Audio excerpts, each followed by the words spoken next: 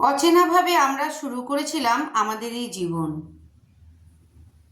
এই পুরো দীর্ঘ পথে হাসি ছিল, কান্না ছিল, আনন্দ ছিল, দুঃখ ছিল, কিন্তু সব কিছু মিলিয়েই আমরা যে এত দূরের পথ পাড়ি দিয়েছি, সত্যি এখন যদি পিছে ফিরে তাকাই তো ভাবি না, কিছু হারাইনি, অনেক কিছু পেয়েছি।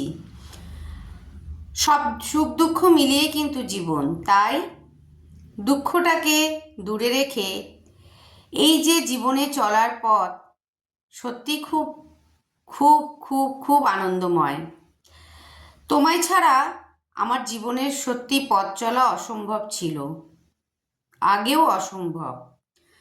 যতদিন থাকবো ঈশ্বরের কাছে প্রার্থনা করি তুমি এইভাবেই আমার হাতটা ধরে রেখো।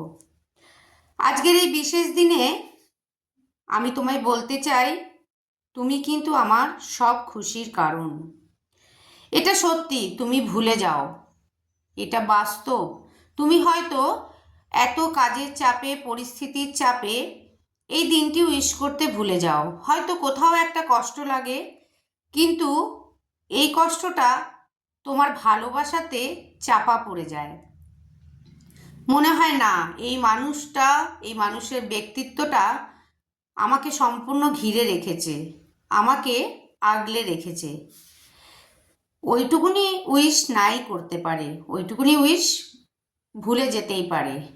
তার মধ্যে তুমি তো আবার ডিউটি মানোই না, যে আর্টিফিশিয়াল বলে লাইফে কিছু হয় না।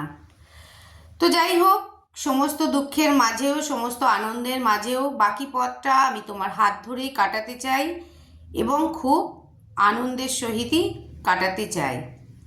তাই আমার তরফ থেকে তোমাকে শুভ বিবাহ বাৎসরিকী। আজকের এই দিনটি আমার মেয়ে কিন্তু সবসময় মনে রাখে। ও কিন্তু ঠিক রাত হয়ে গেলেই নিয়ে চলে আসে একটি করে কেক বা আমাদের জন্য গিফট। তো আমার মেয়ে দেখো এই কেকটা নিয়ে এসেছে, তোমাদের কেমন লেগেছে অবশ্যই জানিও। অনেক কিছু জীবনে হয়তো না পাওয়া থেকেই যায়, তা সত্ত্বেও কিন্তু আমি তোমার সঙ্গে থেকে খুব খুশি, কেননা তুমি কিন্তু আমার সবচেয়ে সেরা পাওয়া জীবনে।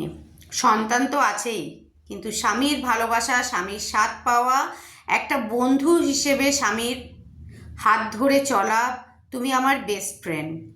তাই আবার তোমাকে জানাই thank you, thank you, thank you. খুব ভালো থেকো, এইভাবেই সারা জীবন আমার সঙ্গে কাটিয়ে দিও। টাটা।